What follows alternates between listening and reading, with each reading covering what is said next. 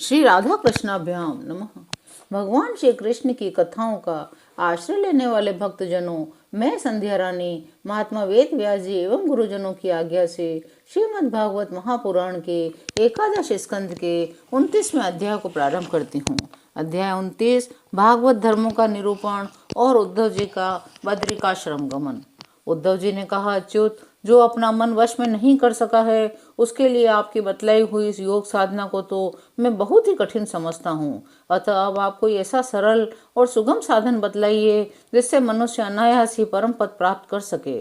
कमल नयन, आप जानते ही हैं कि अधिकांश योगी जब अपने मन को एकाग्र करने लगते हैं तब वे बार बार चेष्टा करने पर भी सफल न होने के कारण हार मान लेते हैं। उसे वश में न कर पाने के कारण दुखी हो जाते हैं। पद्मलोचन, आप विश्वेश्वर हैं। आपके ही द्वारा सारे संसार का नियमन होता है। इसी से सारा सार विचार में चतुर मनुष्य आपके आनंद वर्षी चरण कमलों की शरण लेते हैं, अनायास ही सिद्धि प्राप्त कर लेते हैं। आपकी माया उनका कुछ नहीं बिगाड़ सकती, क्योंकि उन्हें योग साधन और कर्मानुष्ठान का अभिमान नहीं होता।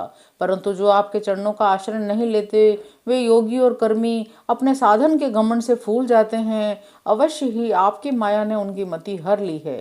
प्रभु, आप सबके हितैषी हैं, सूरदय हैं। आप अपने अनन्य शरणागत बलि आदि सेवकों के अधीन हो जाएं, यह आपके लिए कोई आश्चर्य की बात तो नहीं, क्योंकि आपने रामावतार ग्रहण करके प्रेमवश वानरों से भी मित्रता का निर्वाह किया।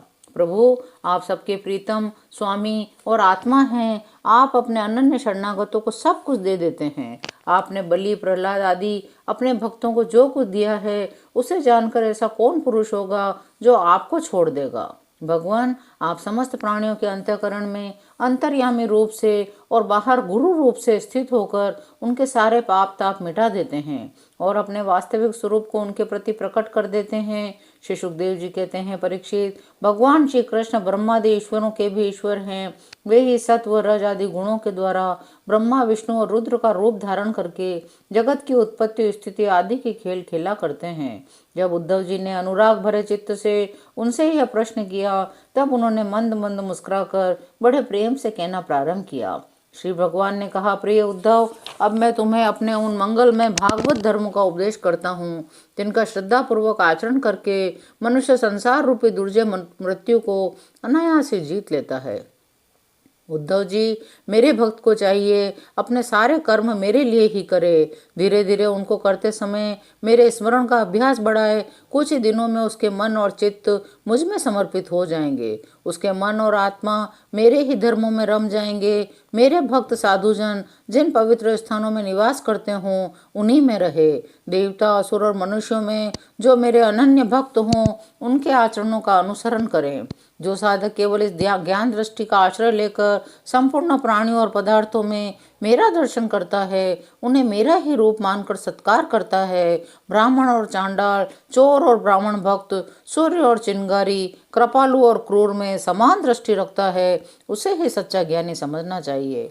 जब निरंतर सभी नर नारियों में मेरी ही भावना की जाती है तब थोड़े ही दिनों में साधक के चित्त से स्पर्धा, ईर्ष्या, तिरस्कार, अहंकार आदि दोष दूर हो जाते हैं। उद्धव जी, जब इस प्रकार सर्वत्र आत्मबुद्धि ब्रह्म बुद्धि का अभ्यास किया जाता है तब थोड़े ही दिनों में उसे ज्ञान होकर सब कुछ ब्रह्म स्वरूप दिखने लगता है।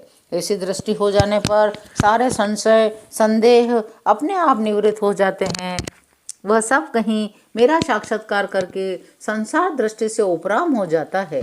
मेरी प्राप्ति के जितने साधन हैं उनमें मैं तो सबसे श्रेष्ठ यही साधन समझता हूँ, समस्त प्राणियों और पदार्थों में मन, वाणी और शरीर की समस्त वृत्तियों से मेरी ही भावना की जाए। उद्धव जी, यही मेरा अपना भागवत धर्म है। इसको एक बार आरंभ कर देने के बाद फिर किसी प्रकार की विघ्न बाधा से इसमें रत्ती भर भी अंतर नहीं पड़ता, क्योंकि यह धर्म निष्काम है। स्वयं मैंने ही इसे निर्गुण होने के कारण सर्वोत्तम निश्चित किया है।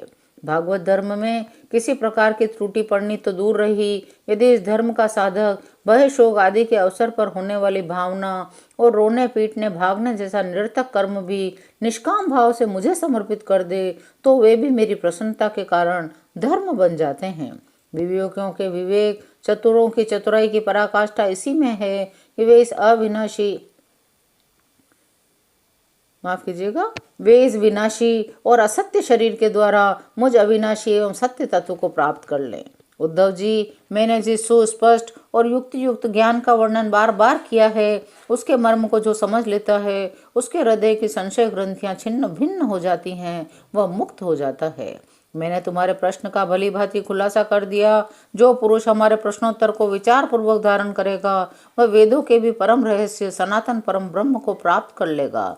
जो पुरुष मेरे भक्तों को इसे भली भांति स्पष्ट करके समझाएगा, उस ज्ञानदाता को मैं प्रसन्न मन से अपना स्वरूप तक दे डालूंगा, उसे आत्मज्ञान करा दूंगा। उद्धव जी, यह तुम्हारा और मेरा संवाद स्वयं तो परम पवित्र है ही, दूसरों को भी पवित्र करने वाला है। जो प्रतिदिन इसका पाठ करेगा, दूसरों को सुनाएगा, वह इस ज्ञान दीप के द्वारा दूसरों को मेरा दर्शन कराने के कारण पवित्र हो जाएगा। जो कोई एकाग्रचित से इसे श्रद्धा पूर्वक नित्य सुनेगा, उसे मेरी पराभक्ति प्राप्त होगी, वह कर्म बंधन से मुक्त हो जाएगा। तुम इसे दाम्भिक, नास्तिक, शठ, अश्रद्धालु, भक्तिहीन और उद्धत पुरुष को कभी मत देना। जो इन दोषों से रहित हो, ब्राह्मण भक्त हो, प्रेमी हो, साधु स्वभाव हो, जिसका चरित्र पवित्र हो, उसी को यह प्रसंग सुनाना चाहिए। यदि शूद्र और स्त्री भी मेरे प्रति प्रेम भक्ति रखते हों, तो उन्हें भी इसका उपदेश करना चाहिए।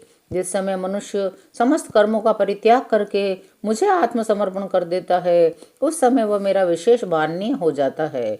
मैं उसे उसके जीवन से छुड़ाकर अमृत स्वरूप मोक्ष की प्राप्ति करा देता हूँ। वह मुझसे मिलकर मेरा स्वरूप हो जाता है। श्री सुखदेव जी कहते हैं, परीक्षित, अब उद्धव जी योग मार्ग का पूरा पूरा उपदेश प्राप्त कर चुके थे। भगवान श्री कृष्ण की बात सुनकर उनकी आंखों में आंसू उमड़ आए। प्रेम की बाढ़ से गला रुंध गया। चुपचाप हाथ जोड़े रह गए। वाणी से कुछ बोला न गया। उन्होंने धैर्य पूर्वक उसे रोका। अपने को अत्यंत सौभाग्यशाली अनुभव किया। सिर से यदुवंश शिरोमणि भगवान श्री कृष्ण के चरणों को स्पर्श किया। हाथ जोड़कर उनसे प्रार्थना की, प्रभु, आप माया और ब्रह्मा आदि के भी मूल कारण है। मैं मोह के महान अंधकार में भटक रहा था। आपके सत्संग से वो सदा के लिए भाग गया। भगवान, आपकी मोहिनी माया ने मेरा ज्ञान दीपक छीन लिया था, परंतु आपने कृपा करके अपने सेवक को फिर लौटा दिया है। आपने मेरे ऊपर महान अनुग्रह की वर्षा की है। महायोगेश्वर, मेरा आपको नमस्कार है। अब आप कृपा करके मुझ शरणागत को ऐसी आज्ञा दीजिए जिससे आपके चरण कमलों में मेरी अनन्य भक्ति बनी रहे।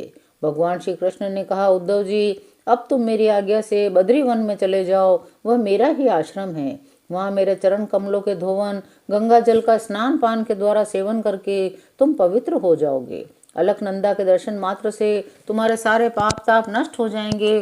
प्रिय उद्धव, तो वहाँ वृक्षों की छाल पहनना, वन के कंद मूल फल खाना, किसी भोग की अपेक्षा न रखकर निष्प्रह वृत्ति से अपने आप में मस्त रहना, सर्दी गर्मी सुख दुख जो कुछ आ पड़े उसे सम रहकर सहना, स्वभाव सौम्य रखना, इंद्रियों को वश में रखना, चित्त शांत रखना, बुद्धि समाहित रहे।